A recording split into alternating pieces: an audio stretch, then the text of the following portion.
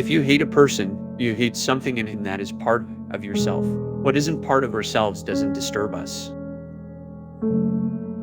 Wisdom cannot be imparted.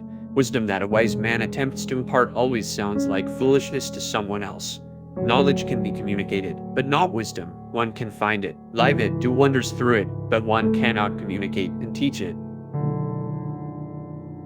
Whoever wants music instead of noise, joy instead of pleasure, soul instead of gold, creative work instead of business, passion instead of foolery, finds no home in this trivial world of ours. I have been still am a seeker, but I have ceased to question stars and books. I have begun to listen to the teaching my blood whispers to me. Words do not express thoughts very well. They always become a little different immediately after they are expressed, a little distorted, a little foolish. When someone seeks, said Siddhartha, then it easily happens that his eyes see only the thing that he seeks, and he is able to find nothing. To take in nothing because he always thinks only about the thing he is seeking, because he has one goal, because he is obsessed with his goal. Seeking means having a goal, but finding means being free, being open, having no goal. We must become so alone, so utterly alone, that we withdraw into our innermost self. It is a way of bitter suffering, but then our solitude is overcome. We are no longer alone, for we find that our innermost self is the spirit, that it is God, the indivisible, and suddenly we find ourselves in the midst of the world, yet undisturbed by its multiplicity. For our innermost soul we know ourselves to be one with all being.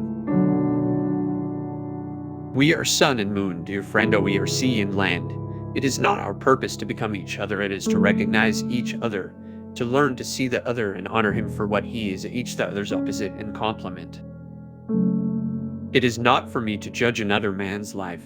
I must judge, I must choose, I must spurn, purely for myself alone. I have always believed, and I still believe, that whatever good or bad fortune may come our way, we can always give it meaning and transform it into something of value. Without words, without writing, and without books, there would be no history, there could be no concept of humanity. Live in my dreams, or that's what you sense. Other people live in dreams, but not in their own. That's the difference. To hold our tongues when everyone is gossiping, to smile without hostility at people and institutions, to compensate for the shortage of love in the world with more love in small private matters, to be more faithful in our work, to show greater patience, to forego the cheap revenge obtainable from mockery and criticism. All these are things we can do. Solitude is independence. It had been my wish, and with the years I had attained it. It was cold, though cold enough, but it was also still, wonderfully still and vast, like the cold stillness of space in which the stars revolve. I have had to experience so much stupidity, so many vices, so much error, so much nausea, disillusionment, and sorrow, just in order to become a child again and begin anew. I had to experience despair. I had to sink to the greatest mental depths, to thoughts of suicide, in order to experience grace. We are not going in circles, we are going upwards. The path is a spiral, and we have already climbed many steps.